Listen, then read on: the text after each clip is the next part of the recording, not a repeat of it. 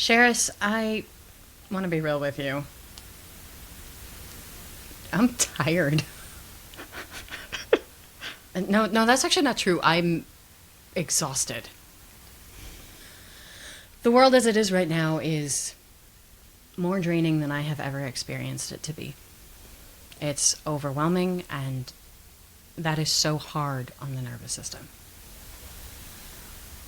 With all that is going on, how hard it is to be present.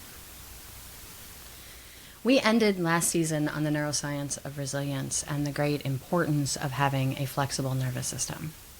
And between you and I think it is fair to say that one episode was not enough.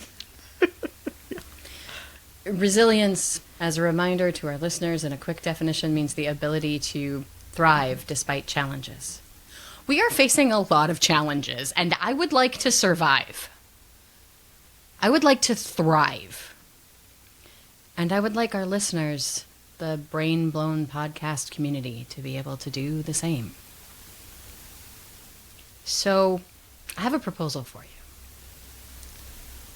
Let's make a whole season on how to be resilient, how to be mentally well, how to be healthy and happy and work to create and build a healthier, connected, more present world regardless of what is going on around us.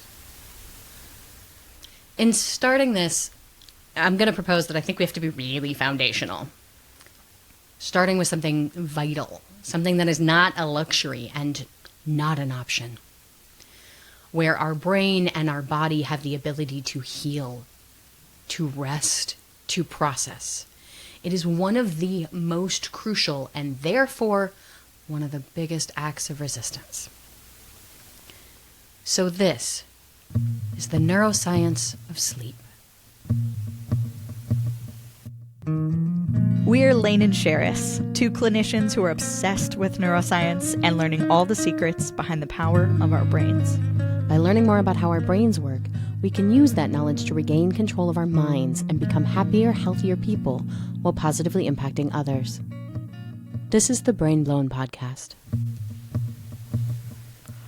Lane, we made it. We have made it to our 5th season of the Brain Blown podcast. 5 years, right? We've been doing this. This is so insane. Exciting. And of course, for the first time in 5 years, we now have cameras.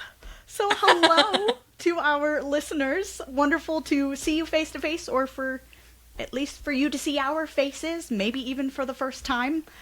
We are so excited to be here in a new format with you. Yeah. And we'll see how that continues throughout the season. You might see our cameras shift or whatever. You know, we're not professionals over here, but we're excited to explore a new avenue as we continue talking about stuff. Yeah.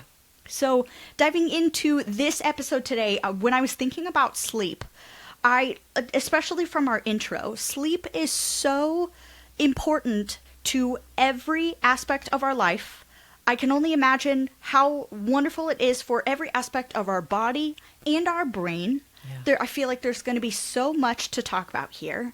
And here at the beginning of our episode, kind of following the same format as we did last season, but also many previous seasons, of opening up with either like a definition or a colloquial saying or phrase or belief of the topic. Yeah, an understanding of it. Knowing that we really want to settle into what sleep is. Yeah. I feel like a great definition for us also here is to talk about why sleep matters. Mm-hmm. So What do we have on that? What are we looking at truly when it comes to sleep today?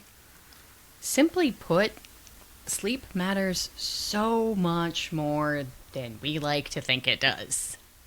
To this day, interestingly, we're still not fully defined scientifically on exactly all of what the purpose of sleep is. But we know without question that it matters.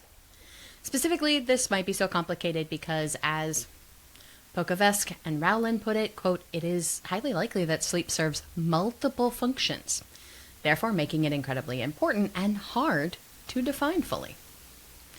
But I will say, Even when we can say we know sleep matters, we still don't realize how much. A great anecdotally pointed out by a neuroscientist who stated she was researching the importance of sleep in the brain while being up way after midnight, because balancing a career and children and life is not easy. And why is sleep always the first thing to go? Yeah. You know? The National Institute of Neurological Disorders and Stroke states, quote, "It is as essential to survival as food and water. Without sleep, you can't form or maintain the pathways in your brain that let you learn and create new memories. Lack of sleep makes it harder to concentrate and respond quickly." They go on to state, quote, "Sleep affects almost every type of tissue and system in the body, from the brain, heart, lungs to metabolism, immune function, mood, and disease resistance." I will say, for this season, I am going to work really hard to make sure the "why is this important" part of our episode is not complete doom and gloom regarding what happens if you don't prioritize your own health and well-being. We are not at any point trying to make this a shame space. Instead, we are trying to say that people matter, that you matter, that I matter, and that because we matter, we have the right to be healthy, well, and resilient, and that matters. That being said, I need to say in this episode specifically, this was really hard not to do that. Sleep is really, really important, and sleep disturbance impacts our whole system. Oh, great. Of course it does. And sleep is not easy. Not in the world we live in. Not with all the demands on us. And we all, so many times in our life, have worked to just get by on less. But perhaps at least it doesn't hurt to be informed and to remember that you are important in that information. I want to pause on that for just a second because I got full body chills. Probably could see it on camera, maybe not. I don't know. But what I love so much about that phrase there is that's so much of what this podcast is really about, you know, is making people informed. Is the first step to any topic, to learning anything about anything, is awareness of it. And so I loved that call out to, like, yes, in previous seasons, we've maybe looked at, like, you could say darker or more flip side to, like, positive directions on different topics and stuff. And we did look at doing that for this season too, knowing that, of course, health has a flip side. That's obvious. But knowing that we really wanted this season and the focus of this season to be on wellness and the benefits of wellness, I love that we're at least isolating that portion of, hey, you know, if you don't sleep, it is going to suck, and here are the things that are going to suck. Yeah. Just doing that right here at the beginning so that the rest of it really feels like we're landing into the importance of sleep and how to get the best of it. Absolutely. So that'd be really cool. Absolutely. As we continue on and looking at sleep too, I am seeing an opportunity for us, and I know this was something we discussed when working on the outline together too, of looking at not only what sleep impacts, but also what impacts sleep. Because clearly this is both an interpersonal effect and also effect of so many other things if you don't get sleep. Absolutely. So, like, in pairing it up both of those ways, what should we start with? Let's continue talking a bit more on what sleep impacts. Yes. Just to get into some details. Cool. Simply put, not getting enough sleep, as mentioned, not only impacts our metabolism, immune function, and disease resistance, so we can kind of hypothesize where this is going to go. Chronic bad sleep, however, really furthers these risks and increases our risk of heart disease, diabetes, obesity, and a recent connection to the increase of cancer, high blood pressure, high cholesterol, increased heart attack, or stroke. It is also, according to the Cleveland Clinic, increases how much pain we have. As, quote, "It is common for people who aren't sleeping enough to have higher pain sensitivity, which means they feel more pain easily, the pain is more intense, or both." Whoa. Yeah. What it does to your brain is likely to increase the risk of dementia and Alzheimer's and possibly schizophrenia, to name a few, in addition to increasing our symptomology around anxiety and depression and anything around those areas. According to Lee, Ancoli-Israel, Eyler, Tu, Palmer, Irwin, and Jeste, and Pocivavsek and Rowland, there are correlations between sleep disturbance and schizophrenia. They are specifically looking at how sleep disturbance causes increased inflammation and where this impacts the hypothalamic pituitary adrenal axis, HPA axis, and your sympathetic nervous system. Specifically, they noticed that inflammation responses impact sleep problems, cognition, and aging, as well as how sleep deprivation can result in psychotic-like features that impair cognition that are heavily hypothesized to be a direct cause. Whoa. Yeah. Okay, all the more importance. Yes. You get that night's rest if you can. Developmentally, we know this is an even bigger concern. Zielinski, McKenna, and McCarlyle state, quote, sleep loss during development can reduce brain mass, induce neural cell death, and increase risk of eventual behavioral problems. A key thing very central to this podcast, where we focus a lot on how neuroplasticity means so much is possible. You are capable of echolocation. You could be a bat. It turns out this is way less likely without sleep. Oh, okay. Right? According to Pocivavsek and Rowland, quote, sleep is vital for brain plasticity and memory consolidation. Specifically, they go on to explain in great lengths, summarized in our next section, of why and how sleep impacts our ability to process, organize, and make sense of new memories. We know from the neuroscience of depression that if you don't use your hippocampus, you lose it. Specifically, it will atrophy, which therefore makes a lot of sense why we see connections between dementia or Alzheimer's and sleep. Wow. That's crazy. All of that literally from not getting enough sleep. Yeah. Or not getting any sleep. Really need this. Wow. Okay. Oh my goodness.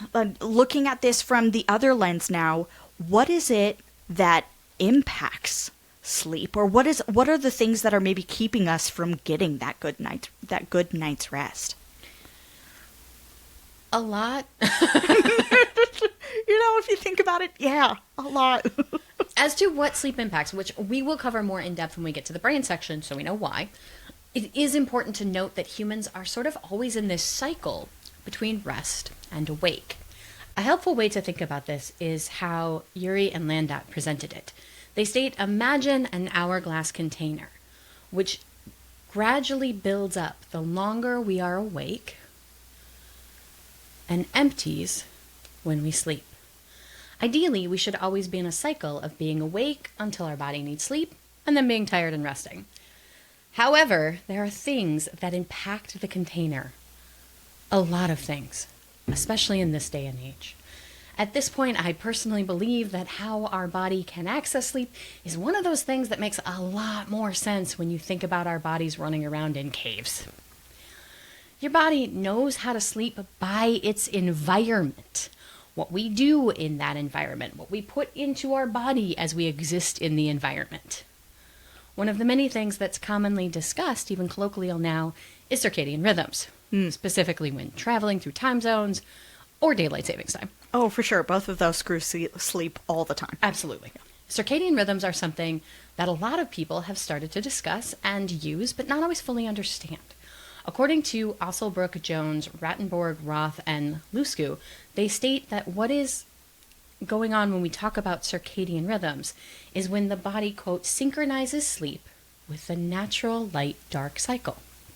And thus, go on to clarify, quote, development and the spread of artificial light at night has dramatically increased urban and peri-urban nighttime light intensities worldwide. What they go on to explain is that artificial light at night has not only had an impact on humans and our sleep, but also on wildlife, changing their behavior, their reproduction, including successful reproduction for animals, etc. They clarify, quote, light can affect sleep through multiple pathways. Exposure, even to dim light, similar to that of a full moon, can suppress melatonin. That's crazy. Right? That's wild. Though honestly, if you think about it, it really makes sense because light pollution is a big issue. that especially in like very urbanized areas, they're all over the place. So Yes. any animals that are in that area are just constantly getting shined on because animals don't have blackout curtains. Like, you know, Yep. like they don't get to benefit from that. And so there's, yeah. But you don't also really think that like light would impact something as much as like reproduction. That's crazy. Well, I mean, if you think about it, one of the things we know about chickens is that they know they only lay eggs during the summer. Why? Because their brain is actually getting a right amount of light. That's how they know it's Whoa. the right climate, is because, oh, I've gotten X amount of hours, and so I can produce. Yeah, I didn't know that. That's so cool. we are wired to the sun. Wow. Uri and Landot state a study where, quote, subjects are isolated from the usual Zeitgebers, i.e. time givers such as light, and for weeks were exposed to artificial sleep/wake schedules with a quote-unquote day duration. This showed that light would change how people completely responded to sleep and wake cycles. We think of our natural rhythm being 24 hours, but with this, we could change humans to respond to something 2/3 of the time shorter than a day or significantly longer, all through light. We could change it from a 24 to a 36 or an 18. They state this study showed even small changes had an important effect and state, quote, to sum up, subjective sleep and alertness and neurobehavioral performance are contingent upon synchronicity between the individual's peak periods of circadian arousal and the time of day at which resting takes place. Artificial light isn't the only thing that can impact our circadian rhythms. So can artificial temperature. Uri and Landot state, quote, research revealed a relationship between circadian rhythms and core body temperature, specifically, quote, that is when the temperature is high and endogenous melatonin is low, alertness and neurobiological performance tends to be higher. And Kay and Bursey state research has identified, quote, peripheral nervous system markers of hyperarousal that seem to support this intuitive explanation, linking insomnia to heightened body temperature, greater 24-hour metabolic rate, and more rapid heart rate. They also add that heightened cortisol levels, particularly in the pre and early sleep periods, have been linked to insomnia, a finding interpreted by some evidence of the central nervous system, CNS, hyperarousal in insomnia. That's wild. That's not something, or that's another clear thing, obviously, that we did not have control of when we were living in caves. No. You succumbed to every temperature that was around you. But now, with our ability to control that temperature, we live in more plateaued temperature experiences. Yes. And that's ironic to say because here in Minnesota, we're about to experience the lowest of the negatives that we've seen In a all while. year, but honestly in a long time. So it's funny to think, while I am very grateful for our regulated temperature at this point in time, you don't really think about that affecting sleep. Yeah, And I it know. totally would. It totally would. Especially when you think about how often we spend indoors. Yeah. So we're consistently around this regulated temperature, which makes it hard to know where the sun is. Yeah. How warm it is during the day versus how cold it becomes at night versus then how warm I might become crawling into my cave and snuggling with my village. Wow. So true. Cortisol levels have also been shown to impact your default mode network, discussed more in our next section. Marquise, Gomez, Cantaneo, and Branco have shown that this is a key contributor of insomnia. Essentially, what this is that your body has been on and alert and attentive to the world and threat, and it struggles to just shut off because you want it to. These are decreased by movement, and movement also impacts our circadian rhythms, but more on that later. Lastly, probably to no one's surprise, caffeine also impacts our sleep. I knew we were going to talk about caffeine. It's pretty significant, and caffeine is also the most widely consumed stimulant in the world. A key thing, as we mentioned, when we think about the body like an hourglass, is that we're supposed to naturally rotate between sleep and awakeness. Specifically, a chemical that helps us do this is anesthesia. We specifically have anandinoid receptors and throughout the brain and the body that helps regulate functions like sleep and alertness. In the brain, we see a lot of these in the basal ganglion cortex, more on that next section. Essentially, the longer you're awake, the more your body builds up adenosine in the adenosine receptors. Uri and Landau will state that, quote, adenosine contributes to the regulation of brain functions modulated by the sleep-wake cycle, in particular to sleepiness and sustained attention. Essentially, the more in your body, the more tired you are, until the hourglass is at a tipping point and your body naturally wants to purge these through sleep, allowing the hourglass to reset, as cited by research such as this and Porca Hestani and Kalunchuk, to name a few. Caffeine is a specific chemical that can also attach to these receptors. That means it's blocking how much adenosine your body is taking in any moment. Urey and Landau will cite, quote, novel PET image findings suggest that an intake of 4 to 5 cups of coffee, and that's in 8 ounces, not what you'd find in your average chain coffee shop, where a large is essentially 4 cups of coffee. In a 70 kilogram or 154 pound human, volunteer can displace adenosine from 50% of cerebral A1 receptors. However, once the caffeine wears off, adenosine rushes in and we crash. Urey and Landau specifically make it clear that, quote, it is evident, however, that caffeine cannot substitute for sleep.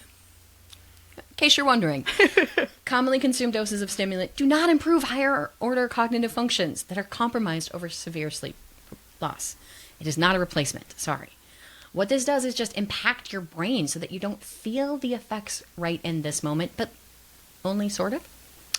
Why? Because neuroplasticity, baby.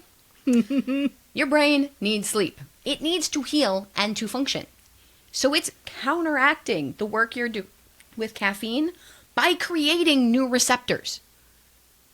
It's making extra work to build in new receptors to block your efforts to stop those receptors from taking in adenosine. So you drink caffeine, you block those receptors. Your brain builds new receptors, you drink more caffeine, and so on and so forth. It's a very vicious cycle. Until you are so unbelievably hyper from caffeine and then you crash for 2 days. Uh-huh. Wow. That's unbelievable. That's crazy to think about. Oh my, we have so much more to get into. This has already been so incredible. I'm beyond excited to continue with such an important topic for us. I am just gonna give my brain a quick break to just kind of consume all that we've just shared. And for anybody else who might need it too, this is a great place to hit pause on the recording or whatever it is that you need to do wherever you're walking, wherever you're driving. Take a quick coffee break, just make it decaf. Yes, absolutely. Maybe any time of day. That's a good guess. But we'll be back in a second.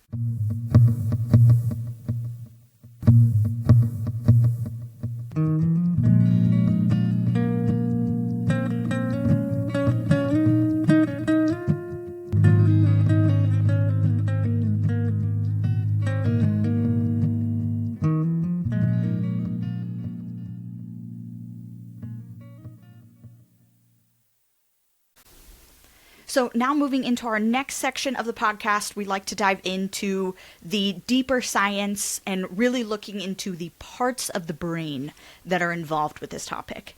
Now, we've already been over how much sleep affects everything that is body and everything that is world. So I can only assume that we're going to be talking about like every part of our brain when it comes to sleep. You're not completely wrong. Oh boy. It is a lot. Like a lot. Oh boy. I will state I am going to have to simplify this one a fair amount. Okay. Or honestly, this would be at least 3 to 4 episodes. Wow. Okay. Yeah. Yep.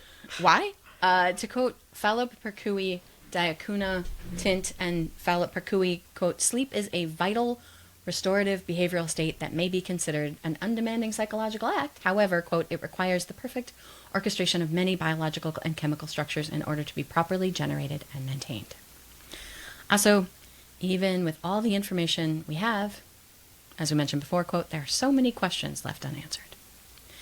Though many studies will tell you we don't fully know why we sleep, what we do know is that everything sleeps.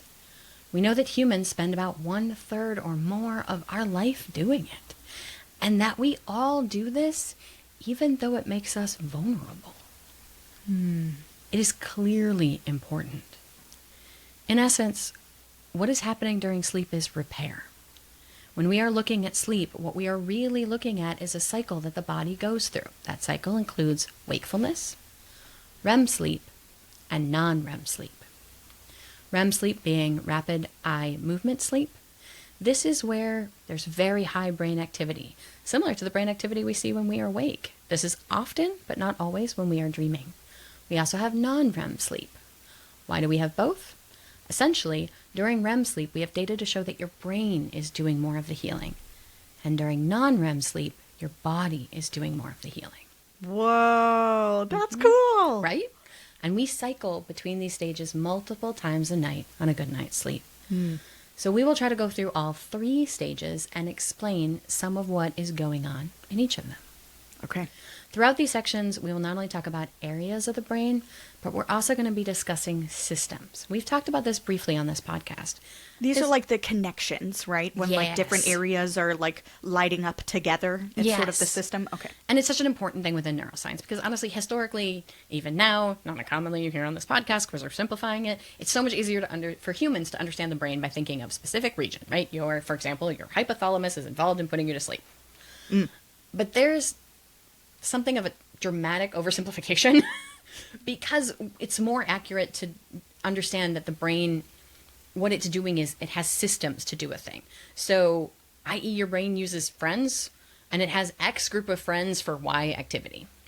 We discussed this a lot in addiction, for example, when we were discussing how pleasure works in the brain. In this case, one of these systems involved in your sleep is called your reticular activating system. So this group of friends would be neurons that connect the medulla to the posterior hypothalamus, and that's involved in maintaining wakefulness.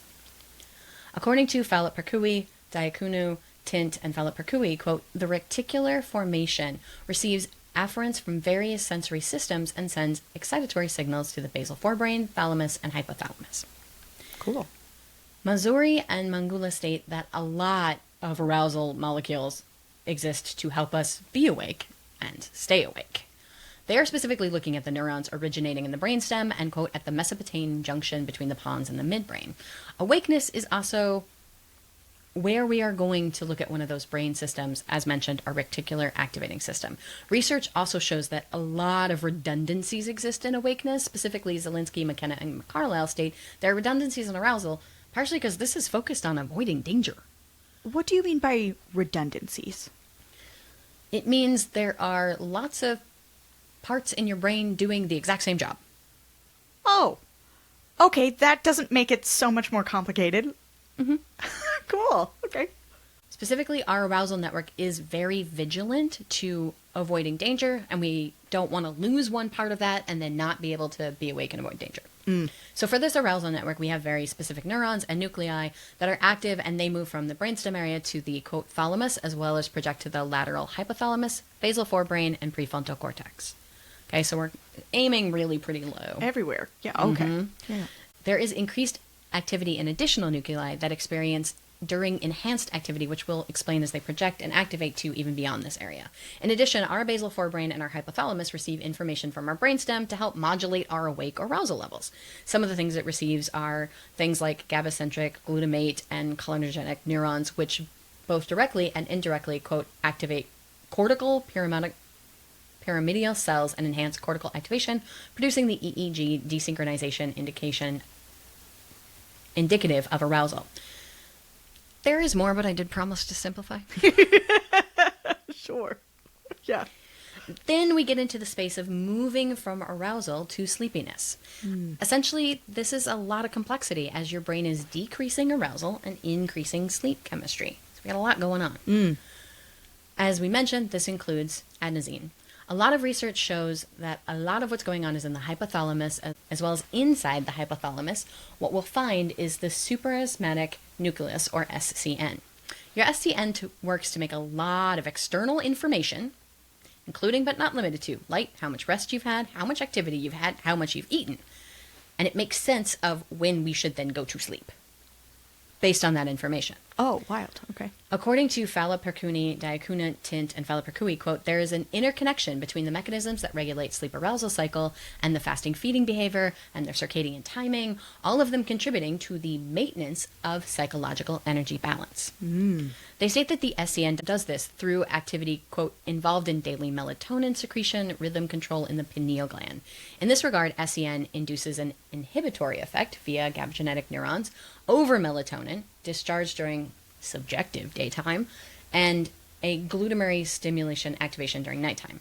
This is also connected to our autonomic nervous system, as we mentioned, as well as taking in all that information about light exposure, whether your eyes are open or closed. Your thalamus is also important specifically in the area of helping you balance between sleep and awake, as it, quote, acts like a relay station for the glutamatergic sensory inputs in the cortex. Specifically, it's sending and receiving information from your senses and communicating these to your cortex, saying, yes, we should be awake, no, we should be asleep. Your cortex also helps with making sense of memories. Your thalamus will get you to sleep and then go quiet for a while, becoming active again during REM, helping to process sensory information through dreaming. In addition, your preoptic area also, quote, contains neurons that generate sleep by sending inhibitory projections to the arousal promoting areas through GABA and ghrelin, mostly discharged during non-REM and REM sleep. Wow. That's so interesting. One thing that was really cool that you shared out too was that got me thinking of how our senses impact whether our brain is thinking we should be awake or we should be asleep. Had me thinking of, you know, the suggestions of like when to stop eating food before bed and stuff like that. You always look at that through like a digestive reason, right? Of like, oh yeah, your body needs to relax or rest. No, your brain needs it too. And your brain is going to take in that trigger as time to actually make you sleepier. So that's so cool. Same with movement. It says, oh, we're moving now. We should stay moving. Oh, we're eating now. I guess we're supposed to be eating, right? Your body is trying to make sense of what we're doing and why. Yeah. In non-REM sleep, we then shift from getting sleepy, because my body understands I've finished moving, I've finished eating, it's cold outside, it's dark outside, right? Then we go into non-REM sleep once we're sleepy. This actually happens in multiple stages as your body transitions further into deeper sleep. The further we are into deeper sleep, the more vulnerable we are, so it takes a while to get there. Its first stage is lighter sleep, and your heart, breathing, and eye movement will start to slow, and your body will start to relax, with some occasional twitching. Brain waves also start to slow. Stage 2 is a further deepening of this, and specifically here is where your body temperature will drop. If you have a hard time staying asleep, artificial temperature will come in, right? This is also in stage 2 where your eye movements stop. We spend a lot of time in this stage, but stage 3 is argued to be the part that we need the most to feel refreshed. This is where, quote, heartbeat and breathing slow to their lowest levels during sleep. Your muscles are relaxed, and it may be difficult to awaken you. This is why it takes a while to get here, even though this stage is so important because of that increased vulnerability. During this time, as we mentioned, brainwaves are low, but certain areas are still active, specifically, quote, lateral hypothalamus, dorsal raphe nuclei, paraductal gray, and brainstem. Specifically, certain areas of your brain are working to keep you asleep by suppressing your arousal system, which is the opposite of when your body is awake. This is done through orexic neurons. A specific area of your hypothalamus is also very involved called the VLPO, helping to promote REM to keep your body in this state of sleep. Remember, non-REM sleep is specifically where we see a lot more of the body doing a lot more of the healing and less going on in the brain. However, one area that is still active for both non-REM and REM, besides those parts working really hard to let your poor body get some rest, is your hippocampus. It appears that your hippocampus, involved in memory, is very active in both REM and non-REM. Essentially, what I understand this being about is the factor that we have, as we have talked about on this podcast, to simplify body memories and brain memories. Whoa, yes, because the hippocampus is our filing cabinet. Yep. Sleep helps us process both of those. Oh, that's so cool. And then if we're lucky enough to stay asleep long enough, we then go into REM sleep. For REM sleep, remember again, part of your brain is just working super hard to just have this stage of rest and healing occur. So part of your brain, again, is just staying active to just keep you in this state. Zielinski, McKenna, and McCarlyle state, quote, REM is also regulated in part by the sublateral dorsal tegmental nucleus and the post-locus coeruleus regions of the brainstem, as well as the medial prebronchial nucleus, which receive GABAergic inputs from both the ventrolateral paraductal gray, located in the midbrain, and the lateral pontine tegment of the pons. We're seeing a lot of the same places that were active in arousal. Wild. It's hypothesized that these areas are actually helping the brain and body transition between non-REM and REM. We also see a shift of the aforementioned SCN, which is, quote, increased during REM stage and waking and decrease during non-REM and active during awakeness. REM sleep essentially first occurs about an hour and a half after you have fallen asleep. We see a mix in brain activity, which is closer to what we see when we are awake. Also, your breathing during this time will become faster and irregular.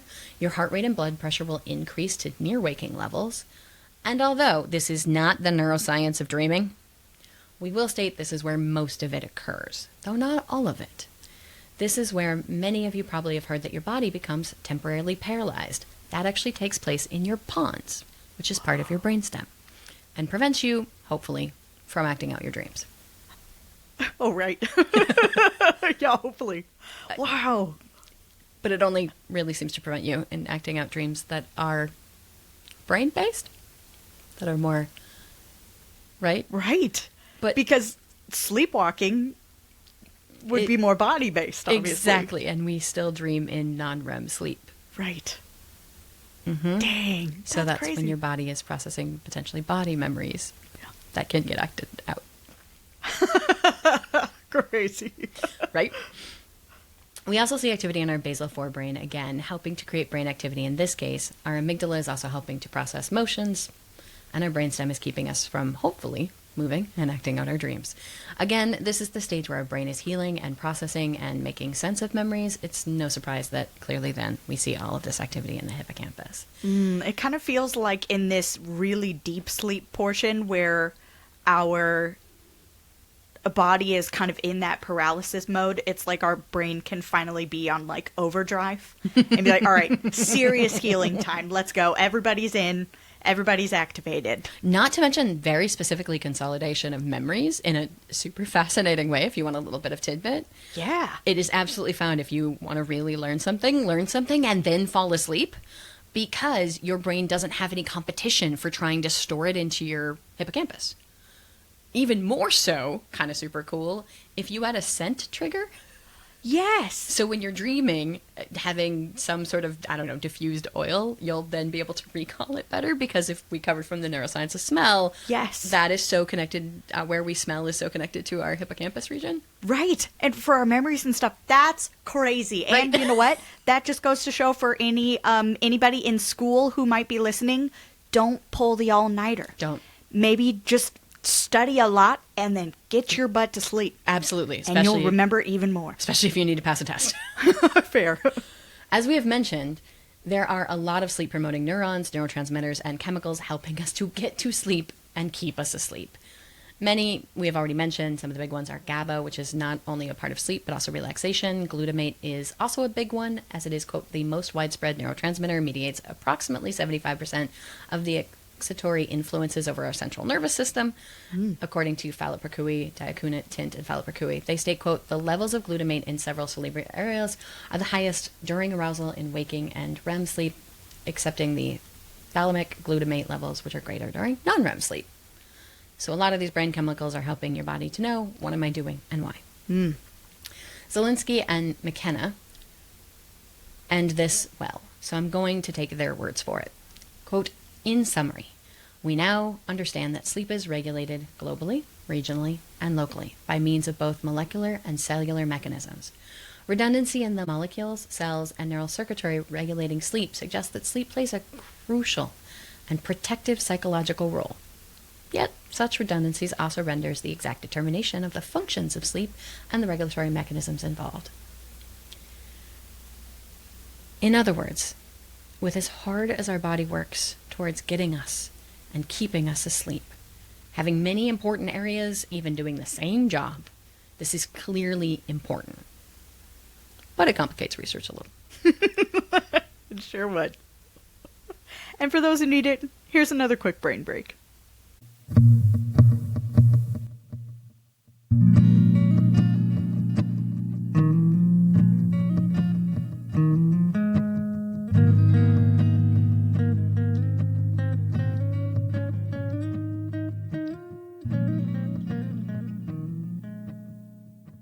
Easing back into the swing of our podcast episodes here, again, just kind of following the outline for this first episode. After looking so intensely at the brain, it feels like a beautiful time to transition into more of the tangible takeaways that we're going to be lying out in this podcast Absolutely. throughout all of the episodes and stuff. Looking at this one specifically, it feels like a great opportunity, at least for sleep, now that we've pointed out the things that affect sleep, the things that sleep affects, and all of the parts of our brain involved in sleep. It's nice to... Most. Right. Oh, Summarized. That's true. We were super summarized. So, yeah. We got a tidbit of the parts of the brain The involved. TLDR. Yes, TLDR. That was TLDR. That's impressive, honestly. Right? Yeah, super good. Super good. But anyways, yes, it feels like a wonderful transition into the what can we actually do to help? What can we actually do to make our sleep better, to improve falling asleep quicker, falling asleep easier, and hopefully really starting to benefit from the time our brain and our body clearly need to be in rest. I so appreciate that we've been able to cover the complexities of this, because I feel like a lot of us hear tidbits and they're kind of helpful. Mm-hmm. So to our listeners, if you have stuck with us through all the complexities of what happens during sleep, one, thank you, because that is one of the more complex what happens in the brain sections we've had in a while.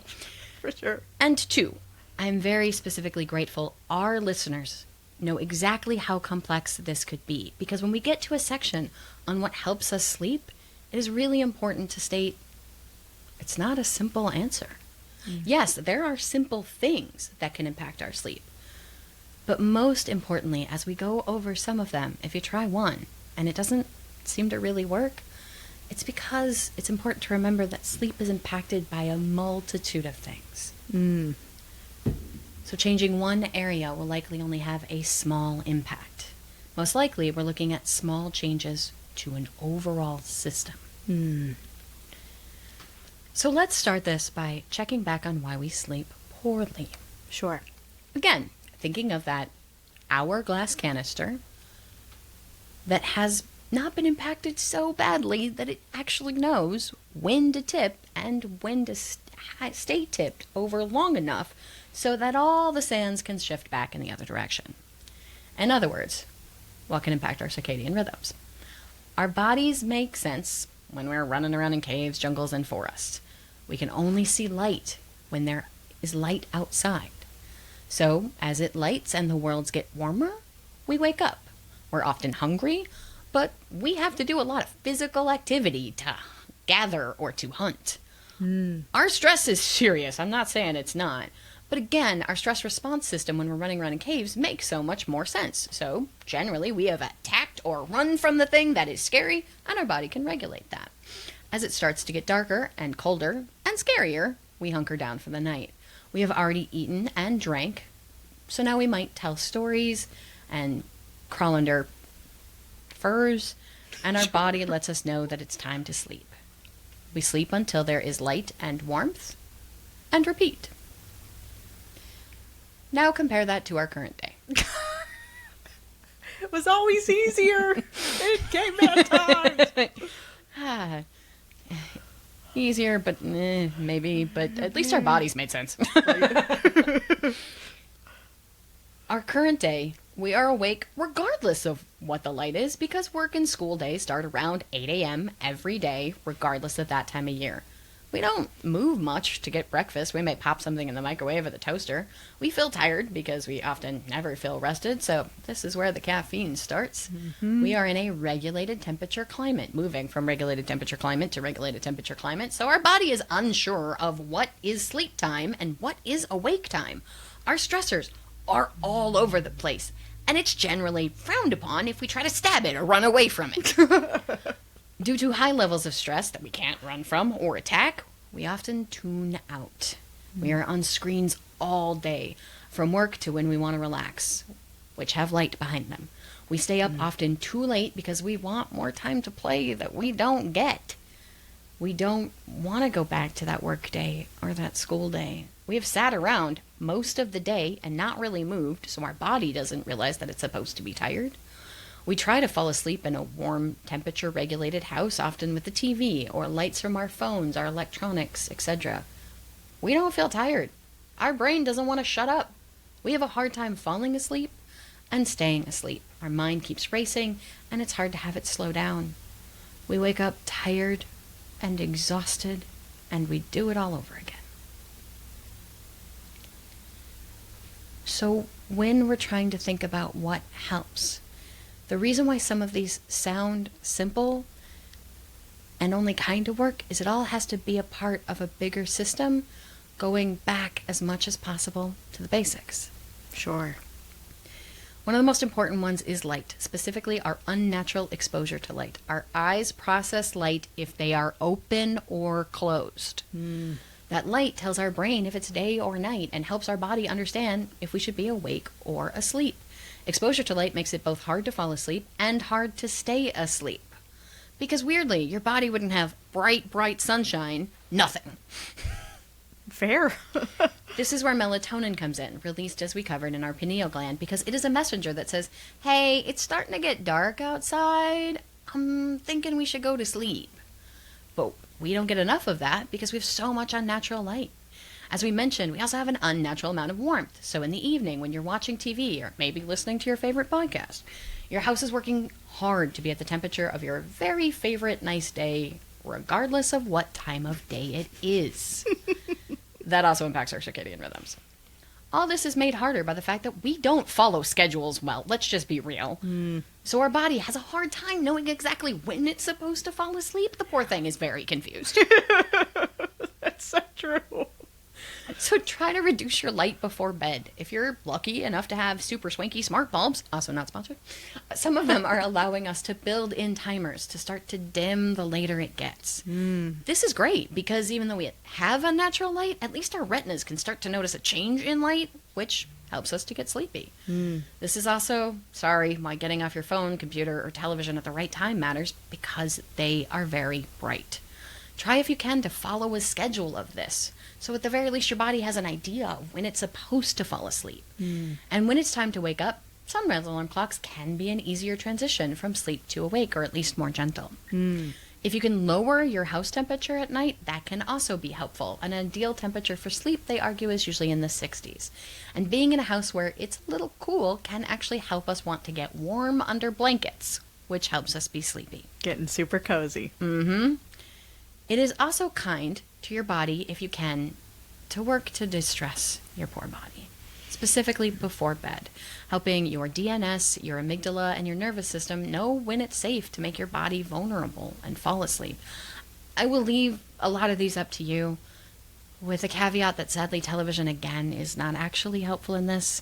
It is a pause button on stress and a pause button on a lot of our brain activity, not a decreaser. Sadly, when we shut it off, our DNS becomes active again.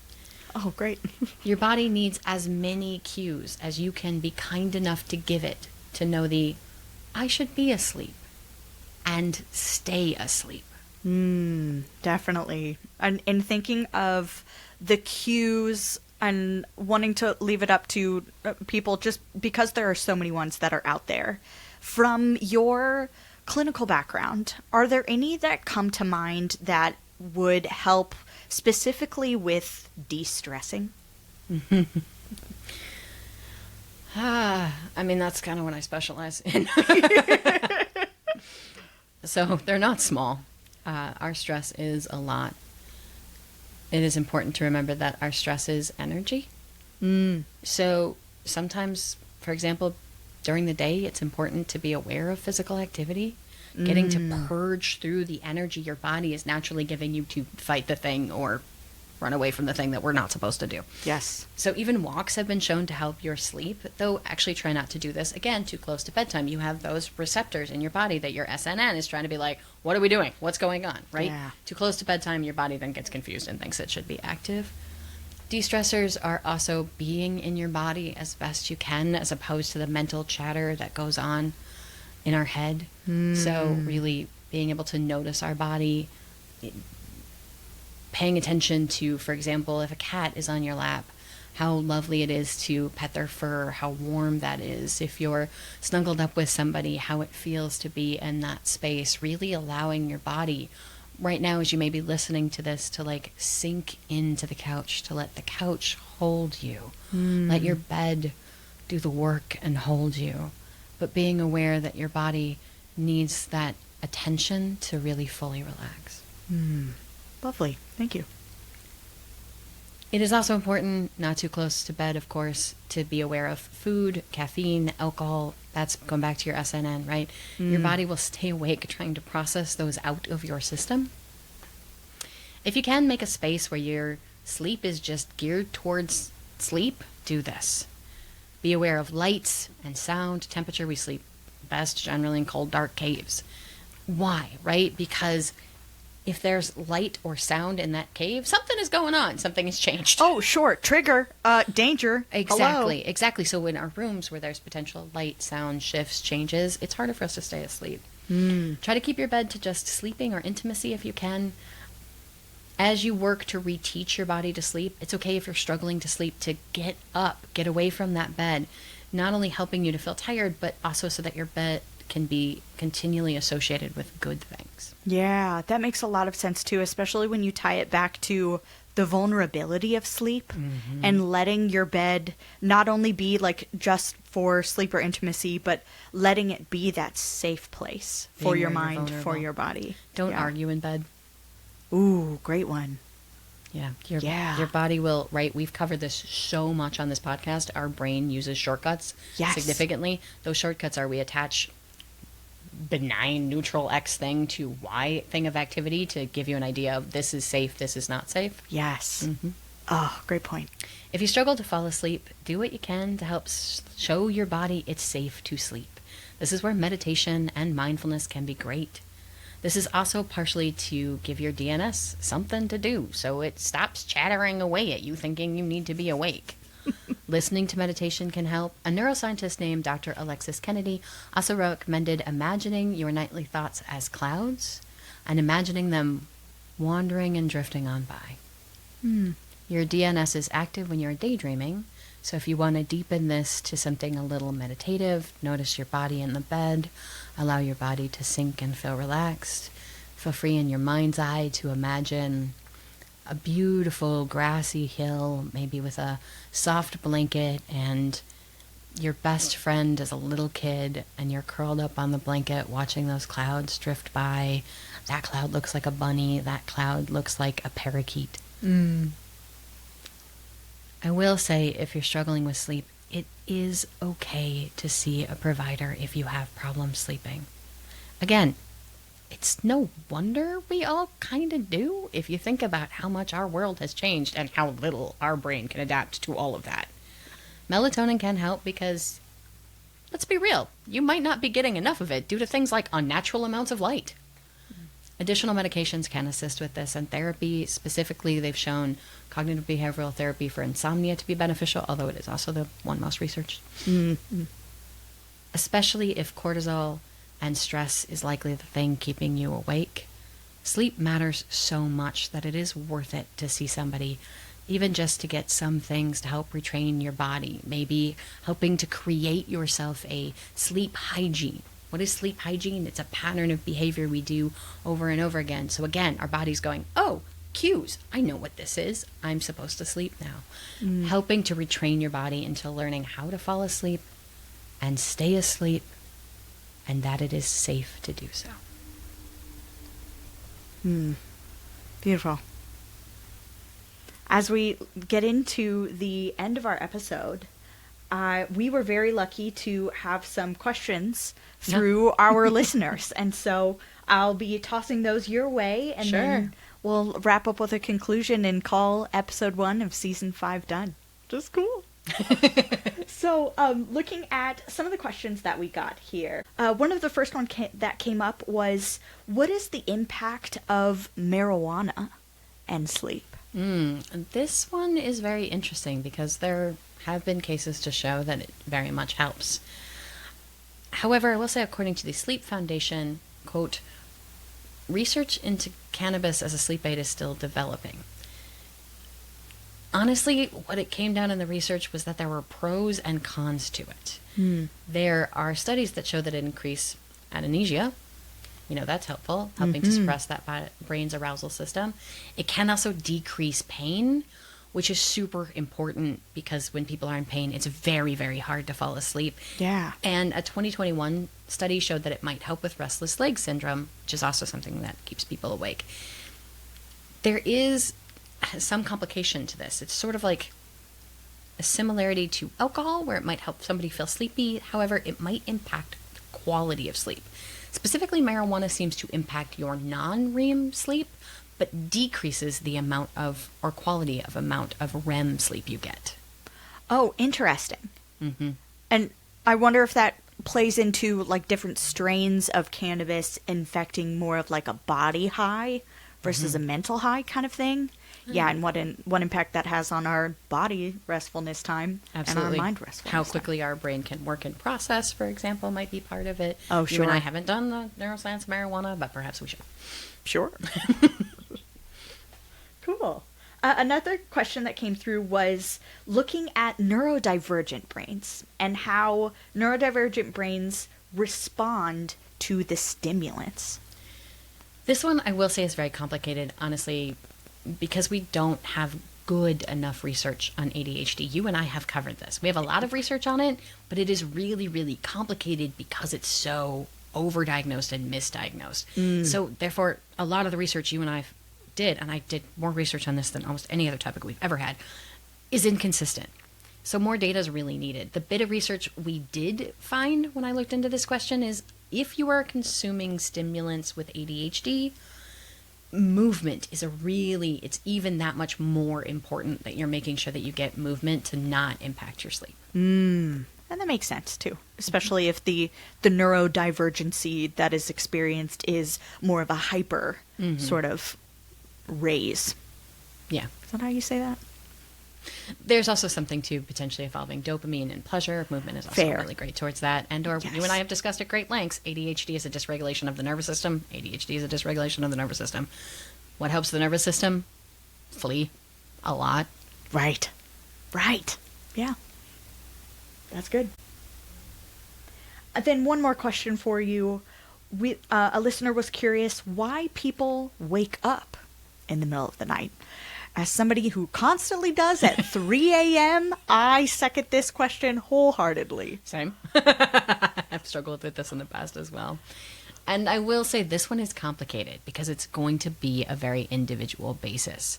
I don't want to give you one answer and then it turns out, for example, you might have sleep apnea and you're not waking up at 3 o'clock in the morning because it turns out you need more oxygen. It's going to depend on the impacts to that container of how we fall asleep and how we stay asleep. What the environment looks like in regards to us being asleep, what the body has done, what's inside of it, what environment it's in. Look to your factors: sleep, diet, chemicals, environment, light, noise, how much liquid you consumed, are you breathing correctly, how are your hormones, what are your circadian rhythms. But it is also super important to note that cortical levels can rise in the morning to make you feel awake and alert. This process, according to Dr. Adivakar, is cortical awakening response, and it typically peaks between 6 and 8 a.m. However, if your cortical spikes earlier, it can pull you out of sleep prematurely. This is so important that you could have excess cortisol in your system, and your body may not be purging it well enough. Specifically, a lot of stress and overwhelm, we learn to hold on to that cortisol a lot longer. When we learn how to process it better, it stays in our system the more appropriate amount of time. Sure. So that could also be a factor, is your cortisol levels could be waking you up prematurely. That makes sense. We started this episode by owning and identifying that so much of what's going on right now is exhausting. So here we are researching how important it is to sleep in a world where sleep is so much harder, where we feel much more at threat, where our nervous systems feel so much more overwhelmed, where in addition to, of course, we're also pushed into the produce. Work like you don't have children like you don't have to work, and somehow maintain a clean household and make homegrown food. And etc.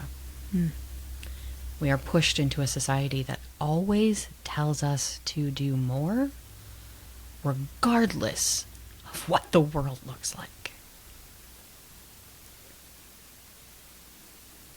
So in looking at our takeaway, I want to specifically quote Tricia Hersey. Tricia Hersey is an American poet, performance artist, and activist, best known for the nap ministry. She specifically looks at the importance of sleep as an act of resilience, as an act, one of the biggest acts of resistance. She encourages her listeners to acknowledge that we are exhausted, and we have the right to say that. We have the right to rest. She says, quote, "Rest is a form of resistance because it pushes back and disrupts the ideas that we have." She states, quote, "Our bodies are a site of liberation, and that brings into the somatics the idea that wherever our bodies are, we can find rest." She states that naps provide a portal to imagine, invent, and heal. And how unbelievably important our dream space is. We have spent an hour discussing at great length how unbelievably important this is. And yet we're for some reason willing to sacrifice it because we have stuff to do. It is being sacrificed because the environment around us makes it real hard for our body to believe that it's safe enough to sleep. And yet it is so incredibly crucial. You are worth so much more than what you produce. You have intrinsic value and worth because you exist, because you are a human. You matter because. End of sentence. And when we say you matter, that means you have a right to things that are vital to your overall health and well-being. Our society has a right to that being vital, for us being able to contribute as full and complete and healthy human beings. Sleep because you damn well deserve it. Because it matters. Because you matter. And the next time you want to just push through, or you want to just get this one more thing done, maybe just take a second to counteract that argument. To remind yourself that you exist and that you matter because you exist. And that is all you need to do. And that your dreams, your health, your hope never, ever stop being important. I don't want to call it a tangent because it's not what it was, because I listened to every single second of it. But I love these powerful messages that you leave us with. And I hate to leave our listeners with something that isn't as impactful, but hopefully for the sake of our growing podcast, they won't mind us mentioning that if you enjoy what you're getting from this podcast and are interested in maybe getting some extra bonuses or even throwing in questions like we got from some of our listeners for this episode, that our Patreon is available for anybody who is willing or interested in contributing only whenever. Does not have to be recurring, only if it feels right to you. We're going to be here either way, but we always appreciate it. And specifically, it helps us get better, nicer equipment, better research. Of course. We turn it right back into how do we give better content to all of you, up and including to if we want to actually continue to do video. This isn't cheap. For sure. But it's fun, and we love to do it. So, yeah. Absolutely. Feel free to peruse our Patreon to see some of the different levels, a few of them being that you're able to send us questions directly that we'll respond to here on the podcast, like we did in this episode, as well as getting our non-edited episodes, which, if I might personally say, can be absolutely hilarious. There are some serious bloopers that we cut out for you guys. So if you're interested in getting just the full scoop, getting the full experience, just really being in the room here with us, then that's a great level as well. As well as getting it ahead of time if you want that. That's very true. Yep, you get it well over a week normally in advance, but honestly, as soon as we get it recorded, it's in your phone. It's in your headphones, however you listen. But thanks for being here with us. We really appreciate it, and we'll see you next month for the next episode in Season 5 based on wellness. We'll see you guys. Thank you.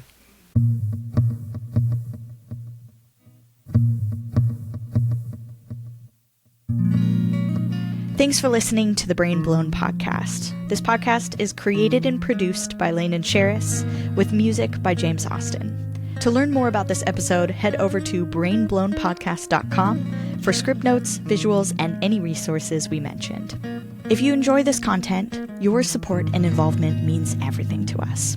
Consider contributing to our Patreon at whatever level feels comfortable for you. Visit patreon.com/brainblownpodcast for more info.